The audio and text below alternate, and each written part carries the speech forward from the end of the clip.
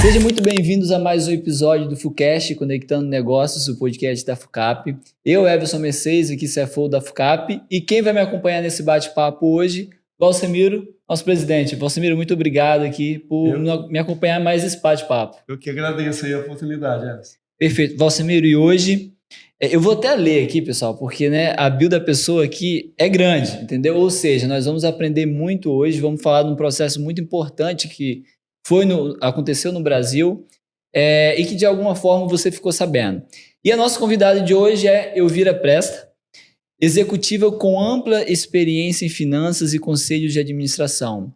Foi CFO da Eletrobras, liderando seu turnaround e a privatização da empresa em 2022, com uma oferta global de 33,7 bilhões. Também presidiu o conselho de Chesf, CGT Eletrosul e Santo Antônio Energia. Com forte atuação em mercados de capitais, governança corporativa e regulação, Elvira foi eleita a melhor CFO do Brasil pelo IBF São Paulo em 2022 e é membro de instituições como NWSE, Board Advisor, Network, WCD e IBGC.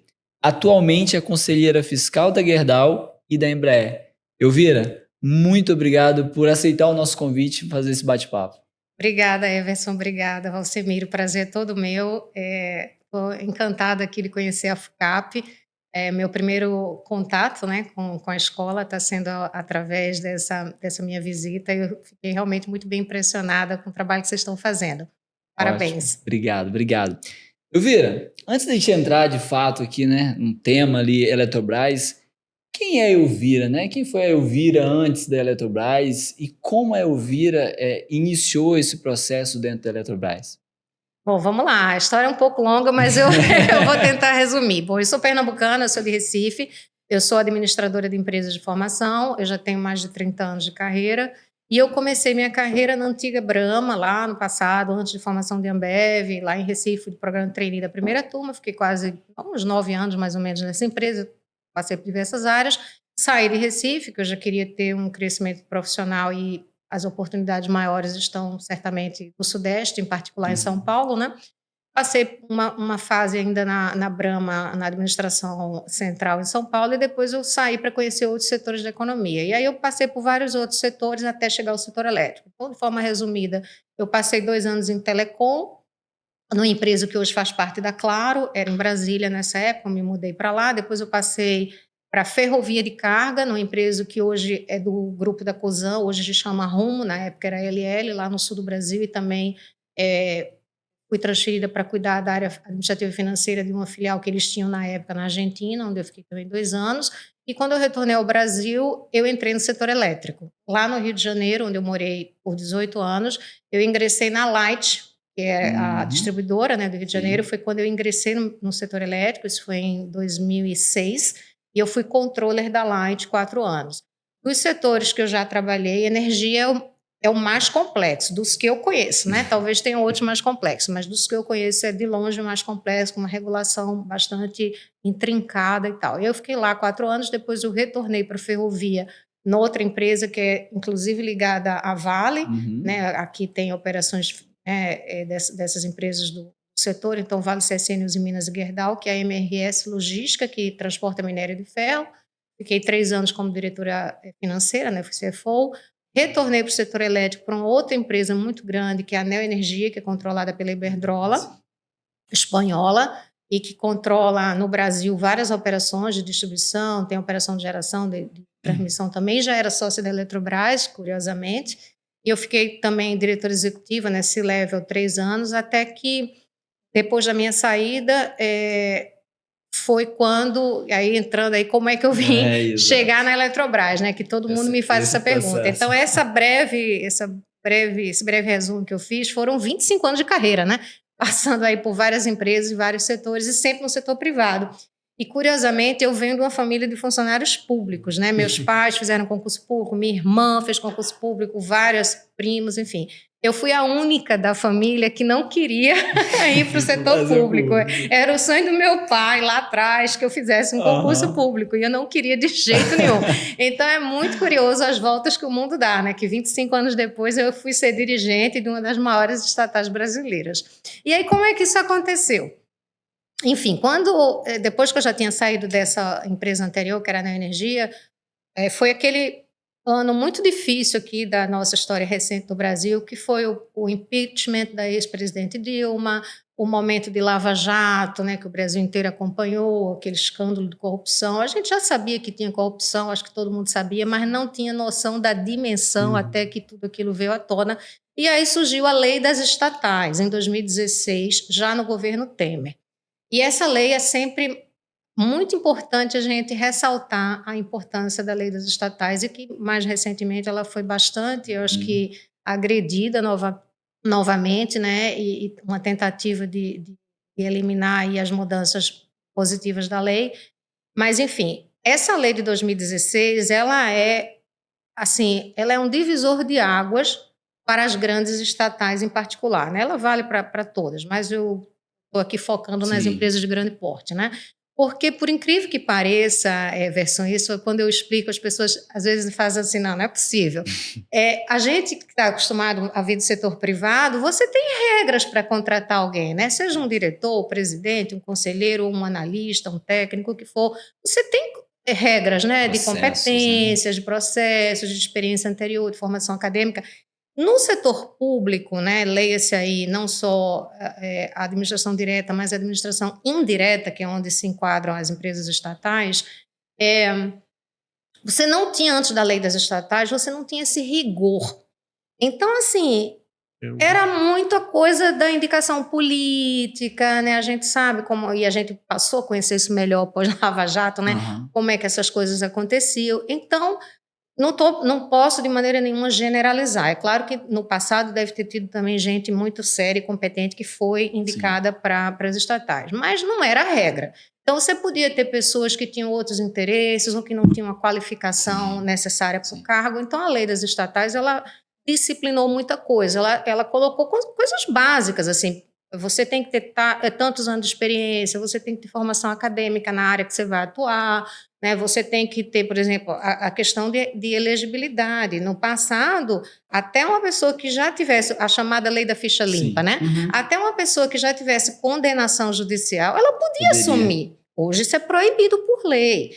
Outra coisa que é importantíssimo, a lei proibiu, e a gente viu isso também no passado, a lei proibiu ministros de Estado, secretários executivos, políticos que estão em atuação, nenhum deles pode exercer cargo numa empresa estatal. Dirigente de partido político que tenha trabalhado, né, no partido, né, nessa parte de liderança, né, nos últimos 3 anos, e a mesma coisa vale para agências reguladoras e para sindicatos. Então, você tinha um conflito de interesses tremendo que não era tratado adequadamente. Então, a lei, ela deu, digamos, uma moralizada nesse processo. Isso eu estou tratando só de um item da lei, porque a lei é muito mais ampla do que isso, ela fala de licitações, uma série de outras coisas. Mas eu estou focando nessa parte de indicação. Então, por conta disso, a Eletrobras, assim como na época Petrobras e várias outras estatais, precisaram trocar muita gente para se adequar à lei. Então, começou a transformação, esse turnaround que você falou. Eu não fui a única líder, não, tá? Até fazendo aqui justiça, eu fui uma das, né? Era um grupo de executivos do qual eu tenho muito orgulho de ter feito parte. Então, começou no governo Temer, pós a lei das estatais, a lei foi de julho, 1º de julho de 2016. Então, a partir dali, a Eletrobras, né, que é o caso que eu conheço mais, então teve uma troca no conselho, mas, de novo, isso aconteceu em outras estatais também, né?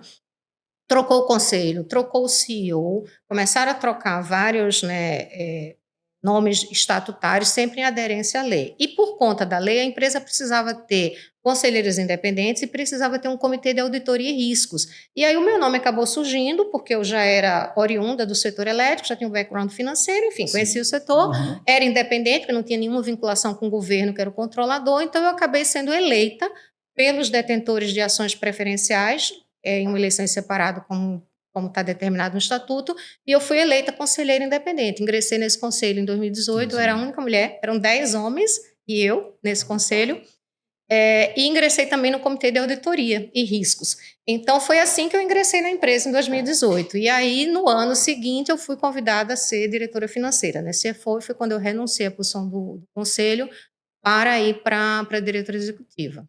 E falando assim do setor, é um setor assim complexo, né? Muito. Devido ali a alto nível de regularização que tem ali o setor, né? E aí, quando a gente olha, né, o processo de privatização de uma empresa como a Eletrobras, que é num setor complexo como esse, como é que foi esse rito ali, né, do processo de privatização, Perfeito. você estando ali dentro? O legal é que você já estava no conselho e já tinha uma visão e conhecimento ali da empresa quando você assumiu o seu... Isso foi essencial. Eu acho que eu vou até pegar esse gancho para começar. Quando eu entrei nesse conselho, 2018, essa transformação, esse turnaround já tinha começado 1 ano e meio antes de eu chegar, né? Porque, como eu falei, a lei das estatais foi de julho de 2016. A partir dali entrou o novo conselho, novos diretores e tal. Eu entrei praticamente 1 ano e meio depois. Então, eu me juntei a esse time, por isso que eu digo, eu não fui a única, né? Eu me juntei a esse time que já estava organizando a casa. E o que esse time encontrou quando eu também peguei parte desse processo? A Eletrobras estatal daquela época, e pós a Lava Jato, a Eletrobras ela também foi afetada pela Lava Jato. Não na mesma magnitude que foi a Petrobras, mas também foi. Por exemplo, o presidente da Eletronuclear na época chegou a ser preso. Ele tinha problemas, isso é público, né? Sim. Problemas com obra de Angra 3. Perfeito. Então, assim, o clima era muito ruim na empresa quando a gente chegou. A empresa estava numa grave crise econômico-financeira, então as finanças estavam muito depauperadas, provavelmente fruto de má gestão, de influência política, de decisões equivocadas de investimento, é uma somatória, né, de muitas coisas. Então a situação financeira da empresa era ruim. Do lado da operação, a empresa também estava ineficiente, apesar de ser uma empresa com o melhor corpo técnico do país, pessoas capacitadas, pessoas preparadíssimas. E tinha uma crise reputacional gigantesca também, por conta, né, da Lava Jato. Então, esse era o cenário. A empresa estava super desvalorizada na Bolsa, ela valia menos de 15% do valor patrimonial. Era uma destruição de valor gigantesca, uma empresa que valia menos de 10 bi na Bolsa quando a gente chegou. Então, esse era o cenário. E em 2018, como parte do processo de reestruturação da empresa, que foi um processo desenhado pelo CEO da época, né, que veio do setor privado, que era o Wilson Ferreira Júnior, com todo o apoio do conselho, uma das medidas mais relevantes, se não a mais relevante, foi a venda de 6 distribuidoras que tinham sido federalizadas no passado e que eram muito ineficientes e que nunca foram core business da Eletrobras, porque a Eletrobras sempre foi uma empresa de geração e transmissão. Então, essa venda das distribuidoras aconteceu em 2018 e eu, já como conselheira, participei ativamente disso. E aí já foi um choque para mim, tendo vindo do setor privado, acompanhar a complexidade do que foi privatizar 6 distribuidoras. Um sindicato contra, era pedido de liminar toda vez, marcava o leilão na B3, o leilão era cancelado porque alguém conseguia uma liminar. Então, assim, você começa a entender como é difícil ser gestor de uma empresa pública. E, ao mesmo tempo, eu comecei a ver a excelência da empresa. Ativos espetaculares, uma empresa que representava 30% da geração do Brasil, 50% da transmissão, empresa enorme, uma empresa com faturamento de mais de 30 bilhões de reais, era assim, uma empresa incrível. E assim, eu comecei a me sentir motivada a fazer parte dessa gestão em que você vai ajudar a melhorar a gestão pública do país, né? Então, foi daí que começou, depois de começar esse processo de organização, a se falar da privatização. E aí, ainda a sua pergunta, houve aquele boom de privatizações nos anos 90, né? Do Fernando Henrique, quando teve a lei mesmo de desestatizações, né? Que é dos anos 90, está em vigor até hoje, e que, por exemplo, Embraer, Vale, CSN, empresas de telefonia, muitas empresas no Brasil foram privatizadas naquela época, inclusive as distribuidoras de energia também, né? E a Eletrobras não chegou a ser privatizada naquela época, estava no PND, que é o Plano Nacional de Desestatização, mas acabou não acontecendo. Aí, nos anos do governo do PT, esse movimento de privatização, naturalmente, foi interrompido, né? Porque a agenda do partido é contrária, né, às privatizações. Então, o tema de privatizar a Eletrobras, ele só voltou no governo Temer. Então, esquecendo lá os anos 90, na era, digamos, mais recente. A primeira tentativa foi no governo Temer, mas foi um governo curto e ele mandou, acho que uma medida provisória que acabou não sendo votada e ela decaiu, né, antes de ser votada, o governo foi curto, acabou, não aconteceu. Aí houve a eleição do Bolsonaro.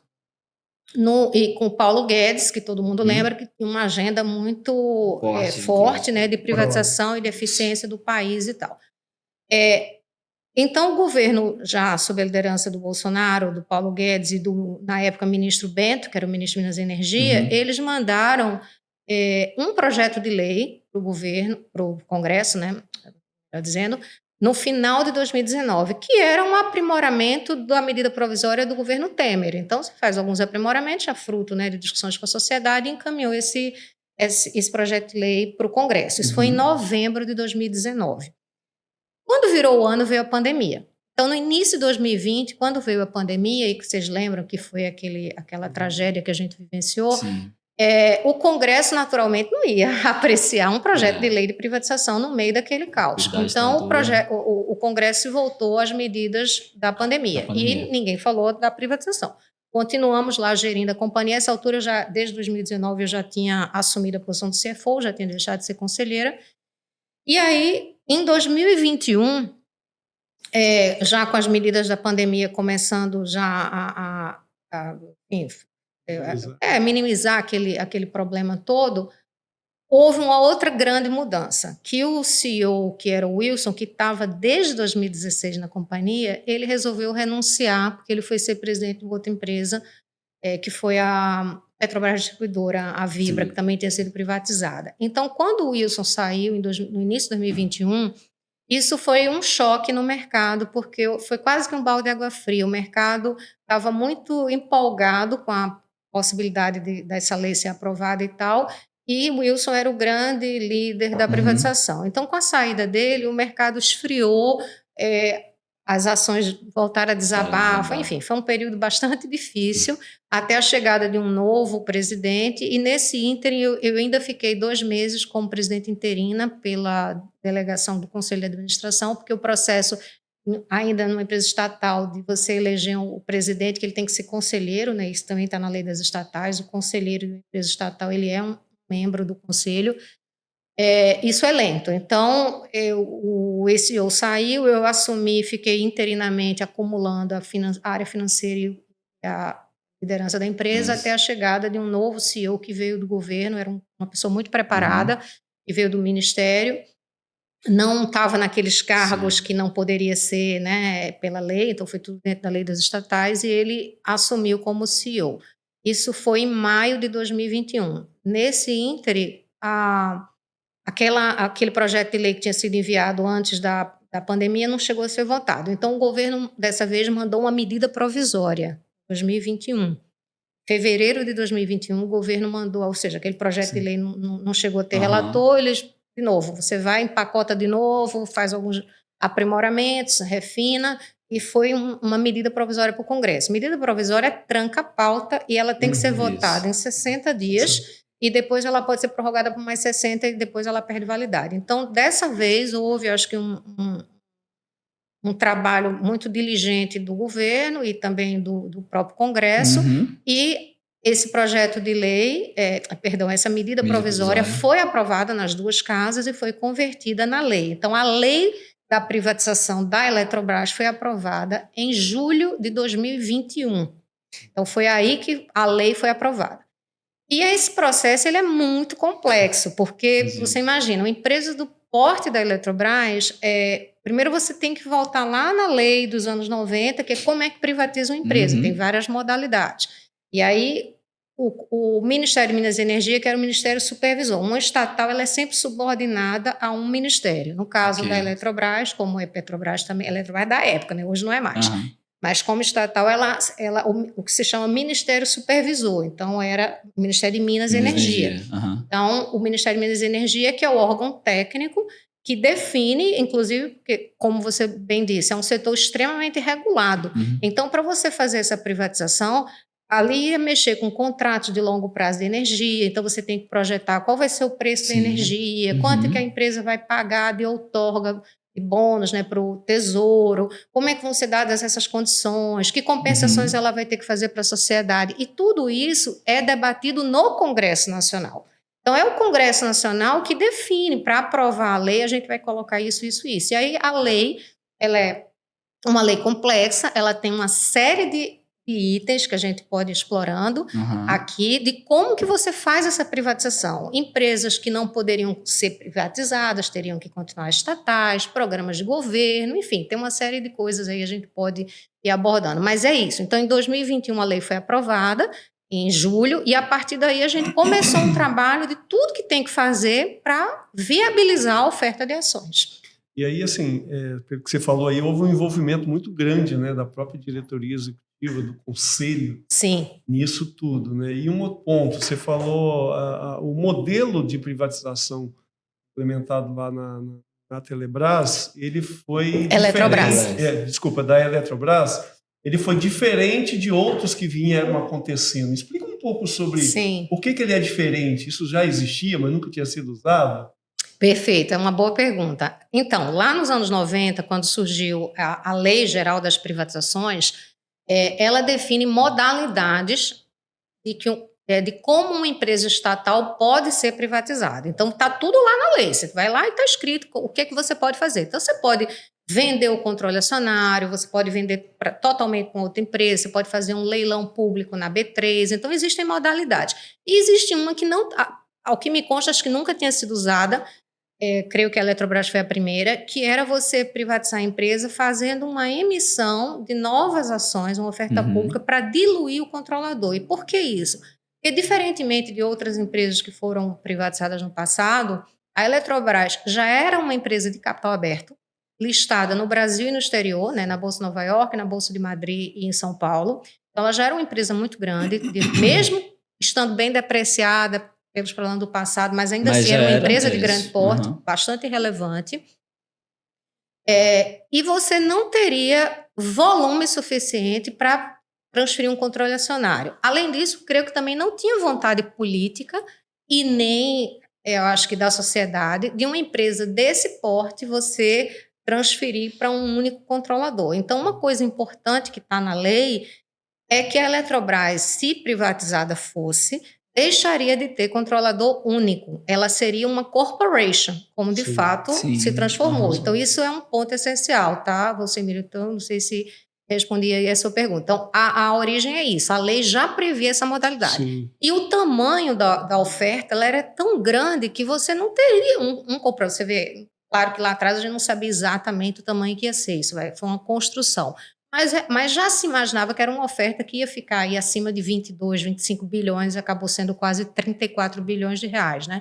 Então, a modalidade foi essa. Então, a lei determinou que seria feita uma emissão de novas ações ordinárias, que são as ações que dão direito a voto, e o controlador, que era a União, tanto através de participações diretas ou indiretas, BNDES, BNDESPAR, outros fundos de governo, estariam proibidos de acompanhar a operação, né, de oferta de ações, de modo a ser diluído. Então, foi dessa forma que foi feito. Acho que você fez uma outra pergunta, né, além da... Mas você já falou bastante aí também sobre a participação direta da diretoria. Sim, do conselho. Sim, não, isso é bem lembrado. Sim, por quê?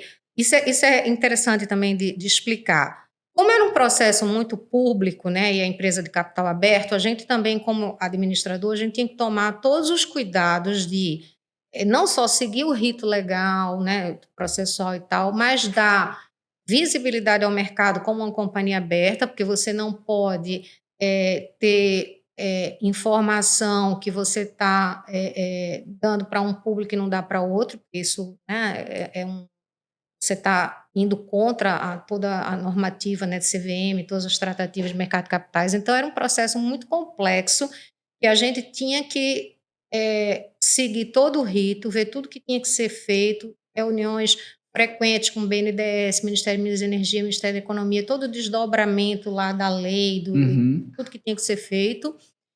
E todas as análises a gente tinha que fazer tecnicamente, porque saía... A lei, ela dá o arcabouço geral, mas ela diz que o detalhamento ele vai ser dado pelo BNDES, que coordena o CPPI, que é a Comissão de Programas de Parceria de Investimento, e pelo CNPE, que é o Conselho Nacional de Política Energética, que é liderado pelo MME. O setor é complexo, né? Como eu falei, é muito complexo. É muito complexo. É muito complexo. E assim, é o que eu falei, você diz assim, vai privatizar. Beleza, eu lembro que na época eu escutava às vezes de gestores, né, do mercado de capitais. A lei foi aprovada, beleza, agora é só cumprir tabela e fazer a oferta. Eu fazia, oi? Como assim? Vai ler a lei. Então, assim, a lei dizia coisas do tipo, você tem que segregar a Eletronuclear, que era a empresa de atividades nucleares, porque a Constituição Federal proíbe atividades nucleares de serem geridas por empresa privada. Tá bom, como é que segrega? Quanto vale a Eletronuclear?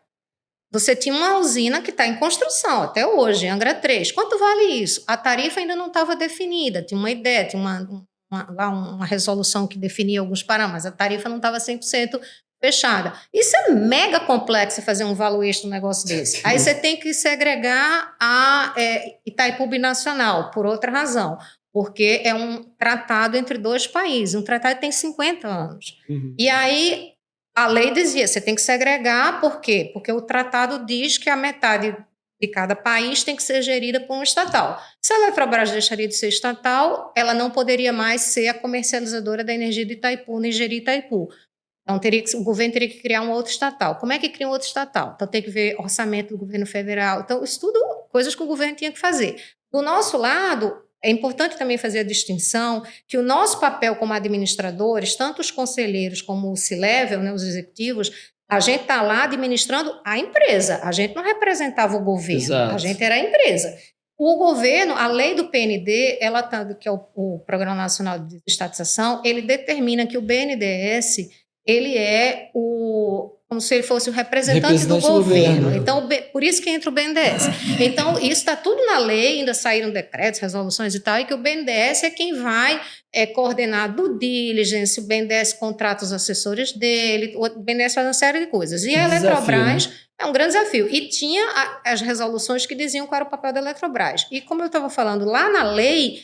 Ele diz assim, olha, BNDES, CPPI, que é o Programa de Parceria de Investimento, CNPE, que é o Conselho Nacional de Política Energética, tem poder, está escrito na lei, eles têm poder de colocar resoluções que vão complementar essa lei. Isso por quê? Porque é claro que o Congresso Nacional não vai ter o conhecimento, a expertise e a competência técnica de definir detalhes do preço da energia, do risco hidrológico, enfim, uma série de coisas, do WOC, né, a taxa, enfim, tem uma série de coisas que vão vir desse corpo técnico. Então, quando você fala da regulação, não é só a lei da privatização, são todas as resoluções que foram sendo publicadas. A gente teve resoluções, para você ter uma ideia do trabalho que a gente teve, isso no dia a dia normal da companhia. A empresa que representava quase 30% da geração do Brasil e quase metade da transmissão. Então, assim, não é que a gente só fazia isso. A gente continuava gerindo, trabalhando dia a dia, reunião de diretoria, conselho, tudo normal. Um projeto à parte. E era um projeto exatamente, tipo, as horas vagas. Projeto à parte. Então, a gente trabalhava de noite, sábado, domingo, era assim, não tinha jeito.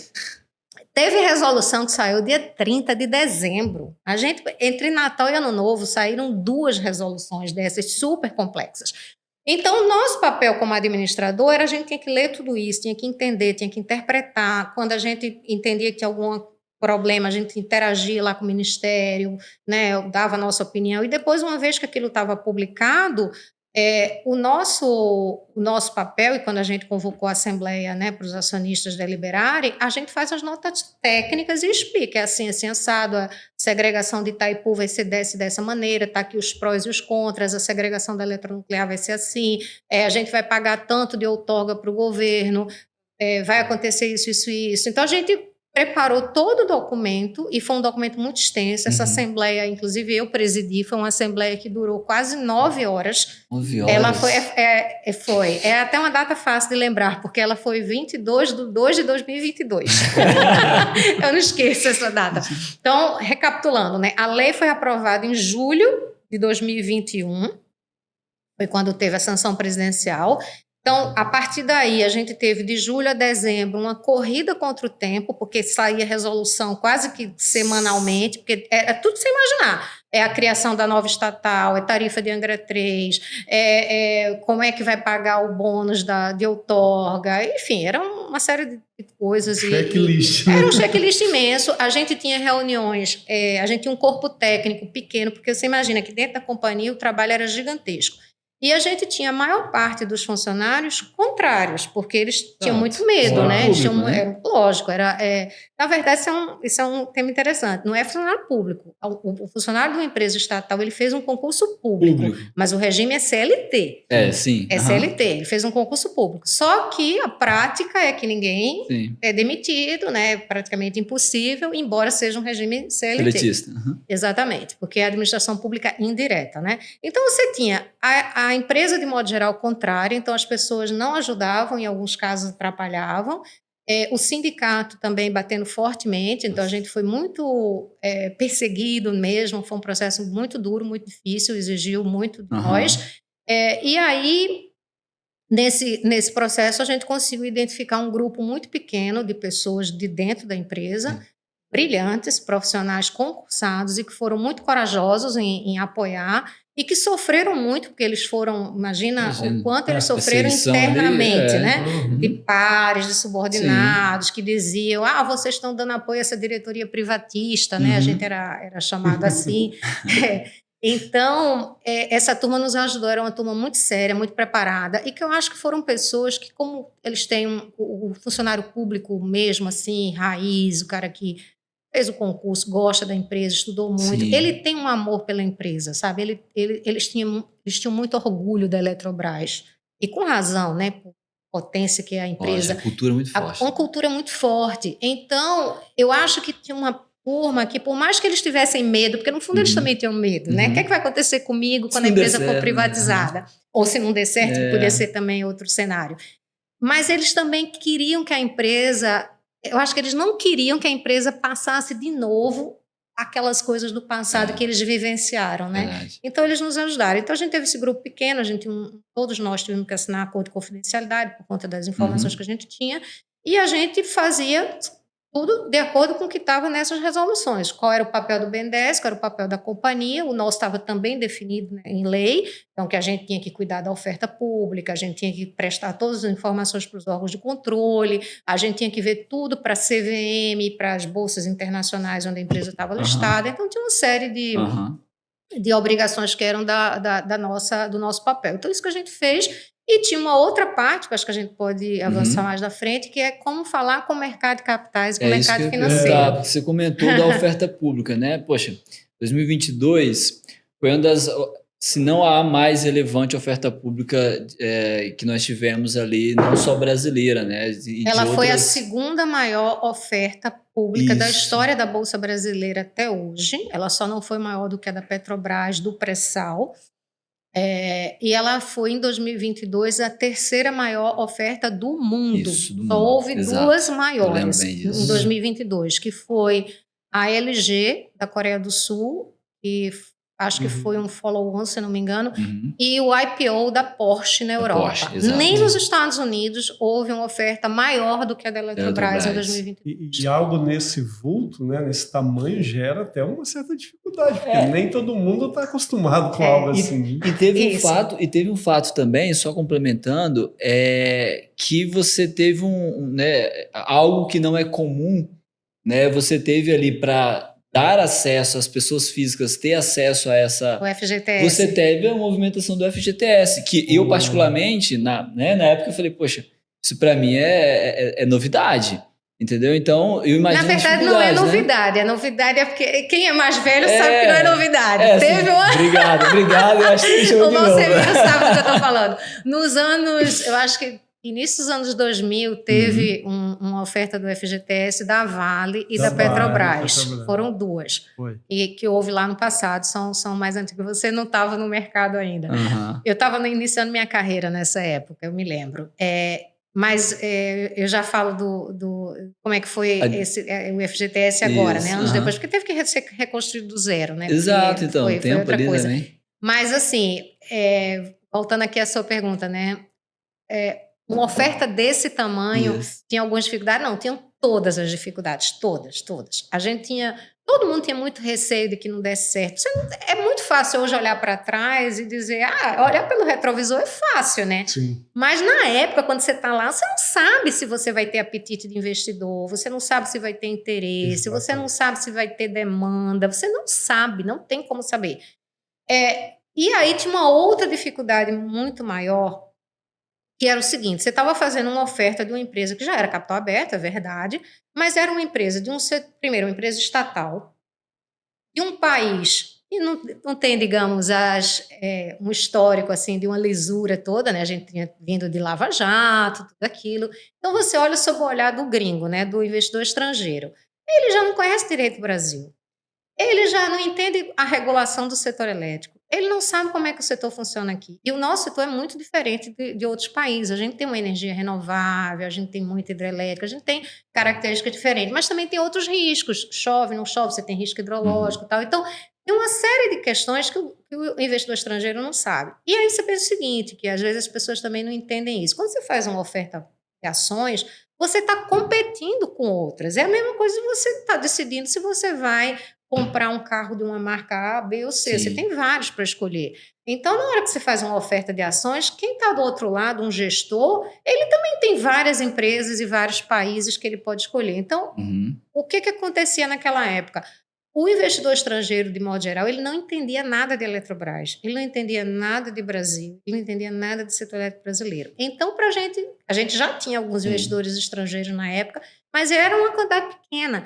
Então, a gente precisou fazer o que se chama de Investor Education, que é você começar a explicar a empresa. Então, série de non-deal roadshows, né, que são aqueles roadshows em que você não tem uma oferta, é tudo respeitando prazos, né, da CVM, porque tem períodos de silêncio, companhia aberta tem muita regra, né? Então, sempre respeitando tudo isso, e ainda era pandemia, então, de uma certa forma, até facilitou, porque a gente fazia virtual, então a gente conseguiu fazer uma quantidade absurda de reuniões e conseguia falar com o mundo inteiro sem precisar sair, né, do seu escritório, da sua casa. Então, eu falei com o mundo inteiro naquela época.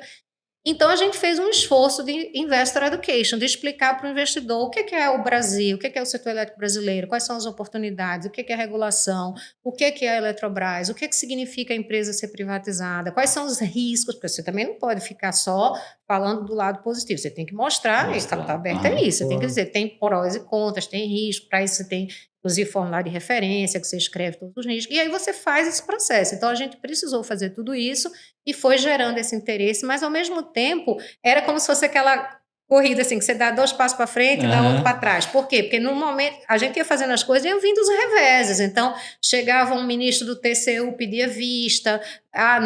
Então não saía a deliberação do TCU, que era obrigatório. Se o Tribunal de Contas não aprovasse, não podia sair a oferta. Então, quando estava todo mundo achando que ia ter a aprovação, o ministro pedia vista e postergava por mais não sei quanto tempo. Depois vinha um sindicato dos empregados, entrava com pedido de liminar. Então, era assim, é corrida de obstáculo mesmo. Você vai e volta. Era um processo muito difícil. E aí, como é que foi o FGTS? O FGTS também foi uma definição que veio na resolução, uma dessas resoluções do BNDES, né, do CPPI, que foi um intuito, né, do governo, porque é interessante também, importante entender que o governo, que era o controlador, era a vontade do governo de fazer a privatização, né? A partir do momento em que a União mandou a medida provisória que se converteu, né, numa lei para o Congresso, significa que é o controlador que está dizendo que quer fazer isso. Nós, que éramos os administradores, a gente tinha que seguir a lei. A lei foi aprovada, a gente tinha que, enfim, executar e fazer a oferta. Esse era o nosso papel.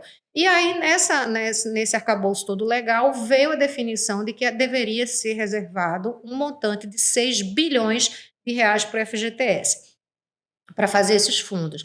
Só que os fundos que a própria Caixa Econômica tinha feito, como eu lembrei aqui, foi no início dos anos 2000. Nós estávamos em 2022, final de 21, né? Início de 22, quando saíram essas resoluções já era 22. Então, a gente estava falando 22 anos depois. Nem a Caixa sabia fazer. Quem tinha feito isso já devia estar aposentado. Fora que 20 anos antes não tinha tecnologia de hoje, não tinha esses aplicativos de banco, não existia nada disso. Então, assim, foi um esforço hercúleo e o pessoal da Caixa realmente fez um trabalho espetacular, porque eles que tinham que gerir, eles tinham que fazer, e todos os bancos brasileiros que entraram. E muito interessante é que, quando foi feito isso, nós e BNDES, todo mundo estava assim, nossa, 6 bilhões é muito dinheiro, será que vai ter demanda? A gente tinha muito receio. A demanda foi tão grande que teve rateio, né? A demanda foi, acho que 50% a mais. Sim, e entraram, Everson, 370 mil CPFs na Eletrobras, só por conta do FGTS, e mais 30 mil da oferta de varejo. Então, só de pessoa física que entrou nessa oferta foram 400 mil CPFs. É um negócio, assim, impressionante, né?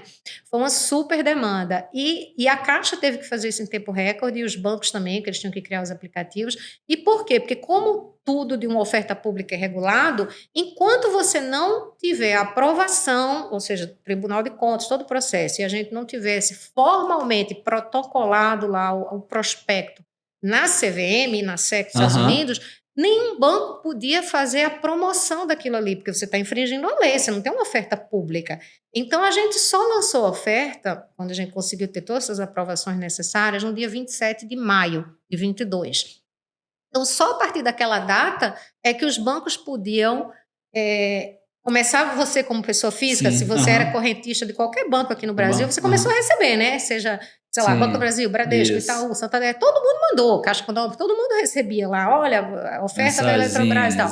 Mas aquilo ali, os bancos só puderam fazer aquilo quando a gente protocolou a oferta.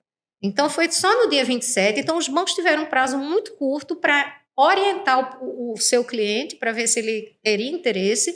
E o prazo foi muito curto, foram coisa de 15 dias, porque a gente fez o roadshow até o dia 8 ou 9 de junho, a gente fez o pricing, o price foi por aí, acho que 9 de junho, o price é o momento que você faz lá o book building, vê todas as demandas, vê qual é o preço e tal, e depois você tem a liquidação e os pagamentos. Então, foi assim, uma operação muito grande e eu acho que tem alguns pontos que eu sei que a gente já está aqui, acho que chegando no final, mas eu queria ressaltar alguns pontos que eu acho que são muito importantes. Primeiro, que não foi um processo simples, né? Acho que isso já está claro. Segundo, não era um follow-on tradicional, porque às vezes quando você pensa assim, é uma empresa de capital aberto, já é capital aberto, você vai fazer uma emissão de ações, não é nada assim, não é ciência de foguete. Verdade, mas no nosso caso, era mais difícil. Por quê? Porque não era uma oferta pública tradicional. A gente só poderia fazer se a gente tivesse a lei, a gente tinha todos aqueles requisitos, a gente precisava ter, aí voltando àquela assembleia que eu presidi.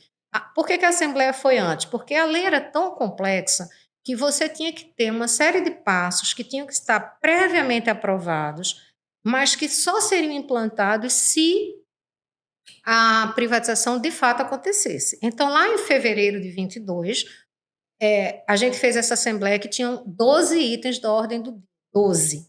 Os 12 era a lei, passo a passo. Então, segrega Itaipu, celegra eletronuclear, cria Golden Share do governo, aprova renovação das concessões de 22 usinas hidrelétricas por mais 30 anos, pagando tanto lá, que deu 7 bilhões mais ou menos. Vai fazer contribuições para a CDE, que é a Conta de Desenvolvimento Energético, que é uma conta que é gerida pelo governo e que acaba sendo um buffer para reduzir o impacto de inflação nas tarifas. Então, a empresa tinha que pagar 32 bilhões para essa conta, estava lá. Tem que rever o estatuto. Por quê? Porque o estatuto era de estatal, então você tinha que dizer não é mais economia mista, aí você tem que dizer não tem mais programa de governo, aí tinha todos os programas de governo.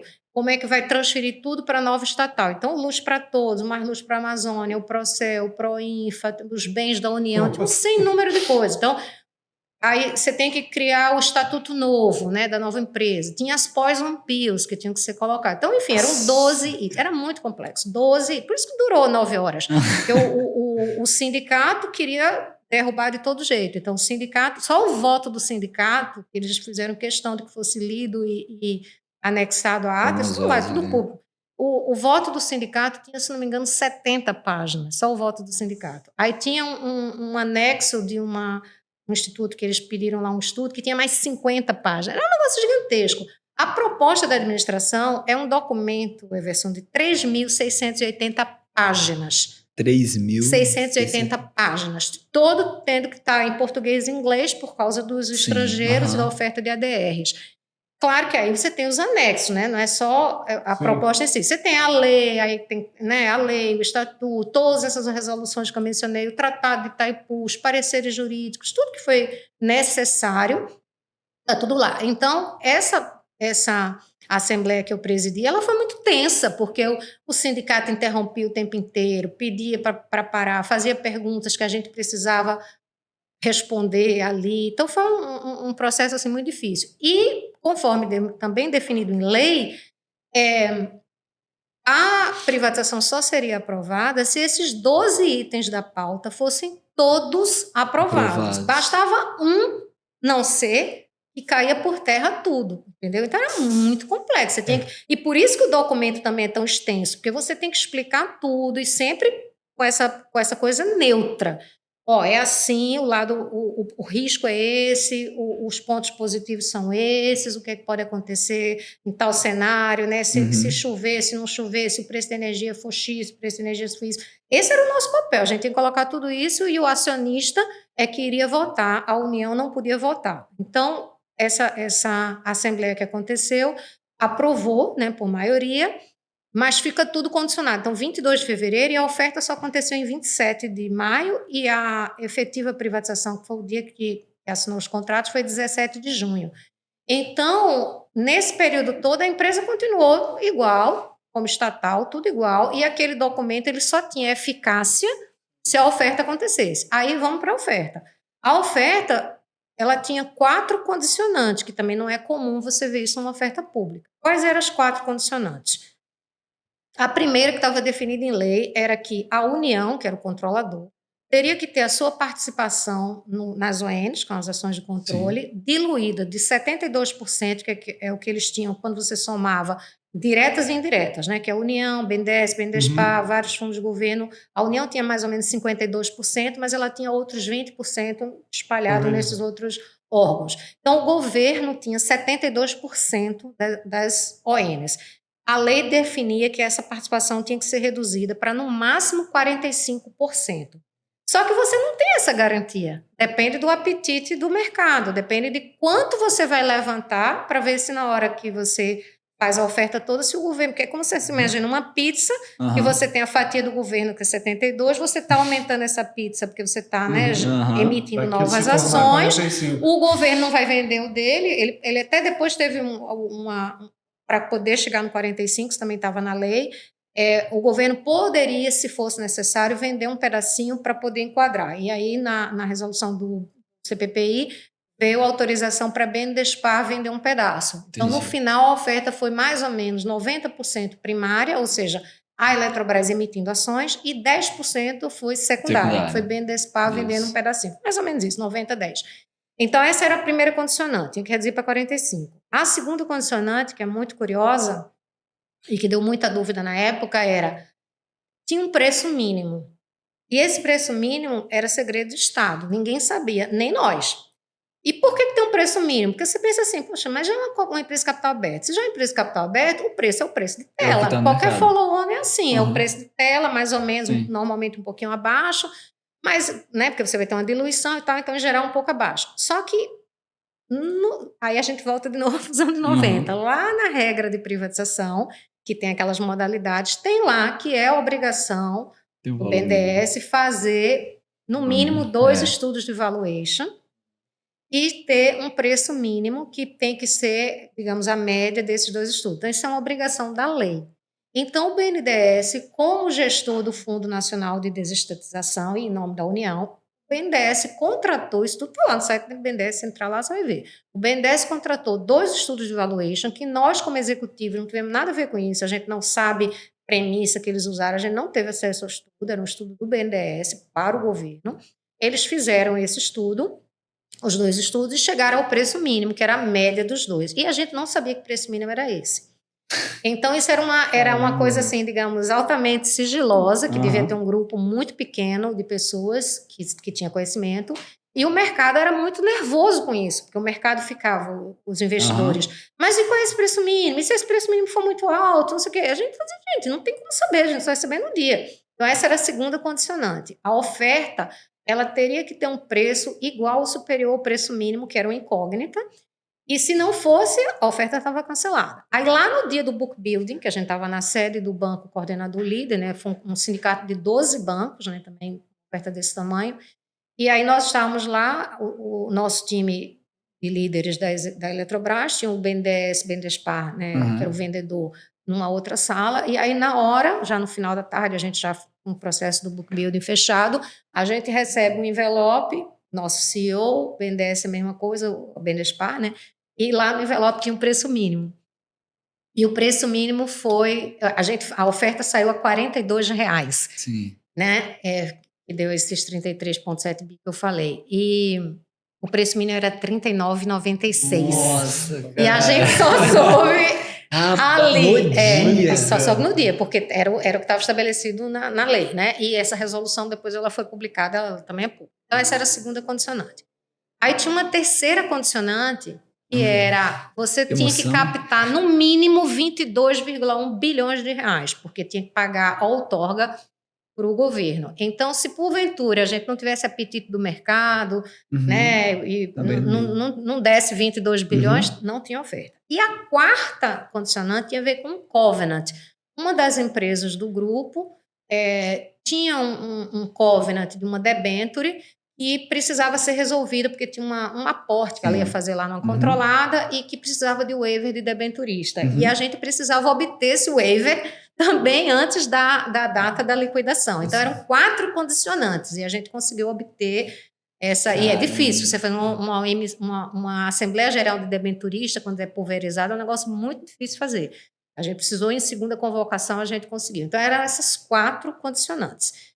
As 4 foram atendidas e aí a privatização aconteceu. E aí uma outra coisa, para finalizar, quando você faz uma oferta pública, tem uma coisa que o jargão do setor a gente chama de use of proceeds, que é o uso dos recursos. Você está captando aquilo para quê? Isso também gerou muita dúvida. Muita gente dizia, isso foi para o caixa da Eletrobras. Não é verdade. A oferta primária, o use of proceeds, estava também definido, era para pagar o bônus de outorga ao governo para renovar as concessões. Então, esse dinheiro entrou e ficou no caixa, assim, tipo 48 horas e saiu.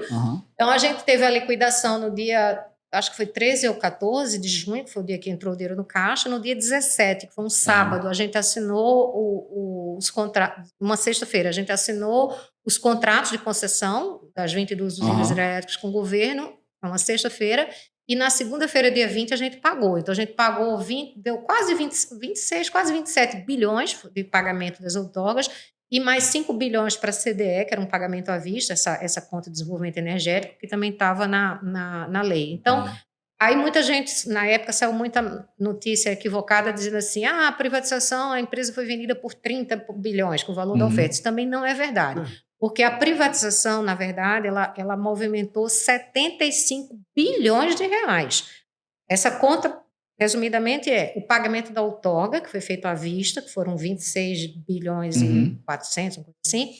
5 bilhões que foi pago à vista para essa conta de desenvolvimento energético. Tem mais 32 bilhões, mais 27 bilhões para a conta que o total da conta de desenvolvimento energético são 32 bi. 5 foi pago à vista. 27 bi vai ser pago ao longo de 25 anos. Tá lá, tem regra de como é que corrige esse valor.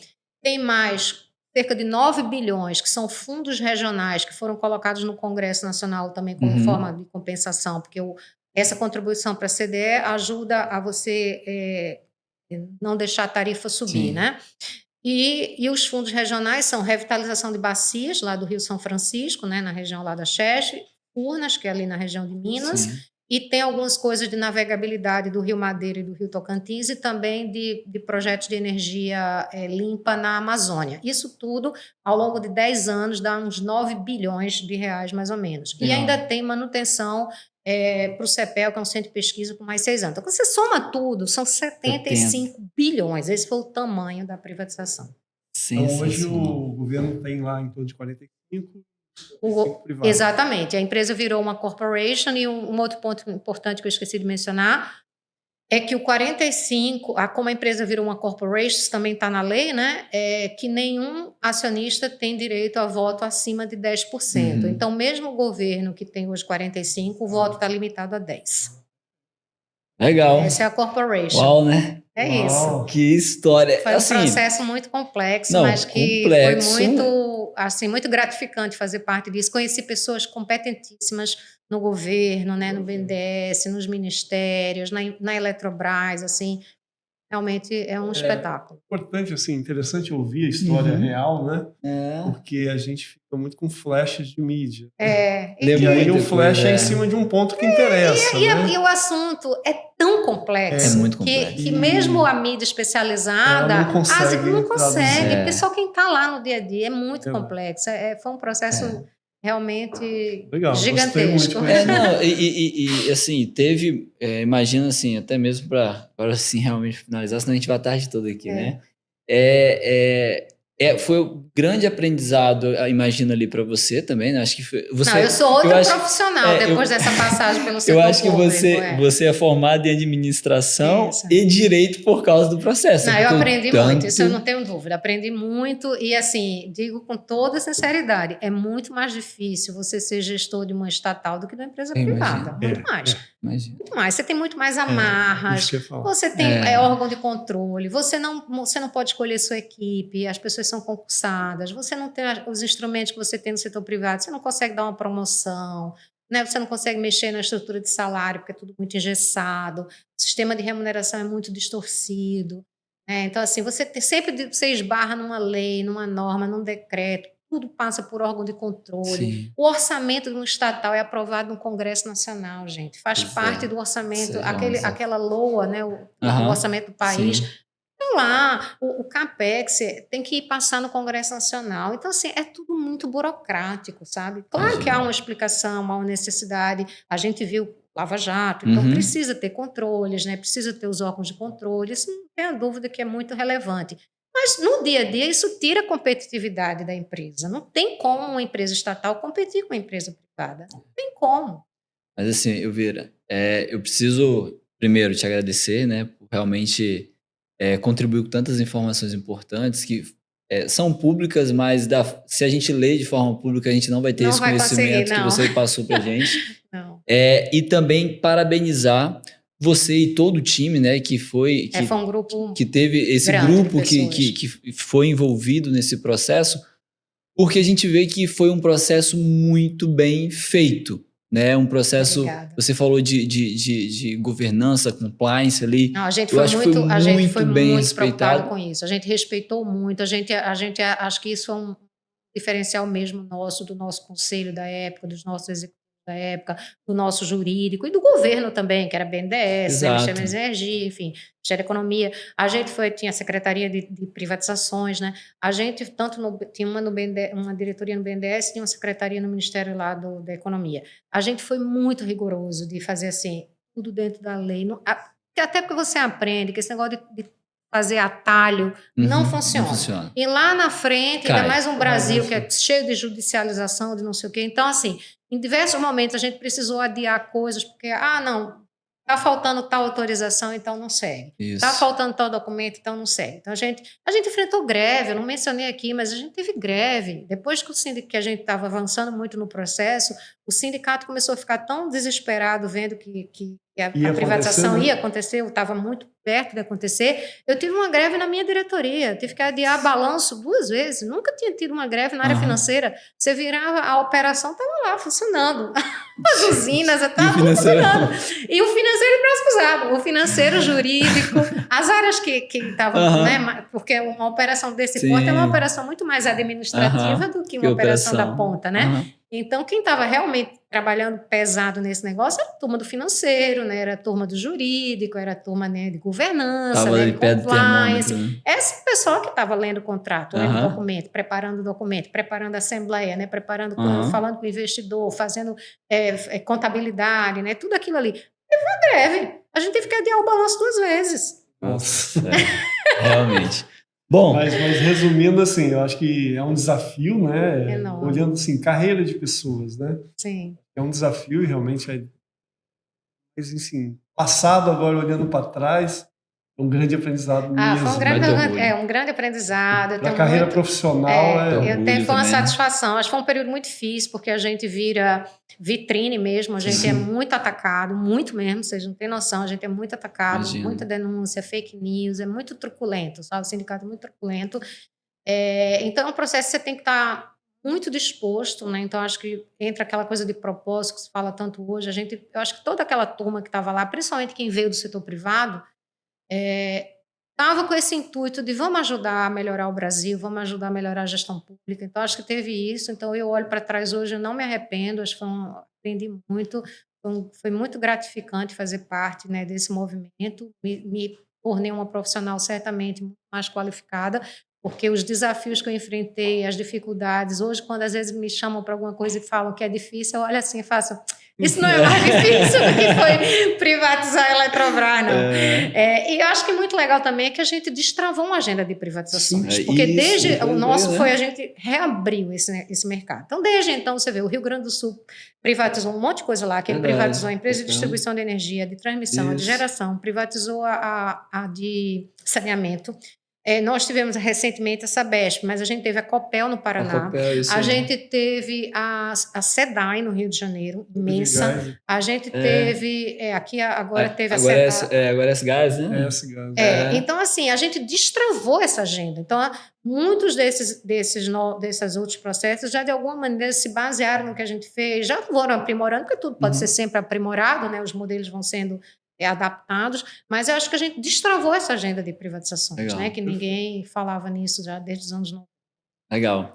Elvira, mais uma vez, muito obrigado por participar aqui do nosso podcast. Acho que realmente a gente teve bastante conteúdo bem qualificado, né? E bem detalhado todo esse processo. Valcimiro, mais uma vez, obrigado por acompanhar aqui, viu? Agradeço, aprendi muito também. Eu que agradeço, foi uma honra participar aqui com vocês. Espero que o público ouvinte aqui do podcast goste de conhecer um pouco mais sobre essa história e que eu acho que é um marco, né, na história recente aqui do país. Com certeza. Muito obrigada. E você que está nos ouvindo, nos assistindo, não esqueça de seguir nossas redes sociais, estamos nas principais plataformas de áudio, de vídeo. Se você também quer acessar outros conteúdos como esse, né, de conteúdo qualificado, toda semana, toda quarta-feira, a gente solta um episódio novo para que você possa acessar, ouvir e também os cortes das nossas redes sociais. Até o próximo episódio.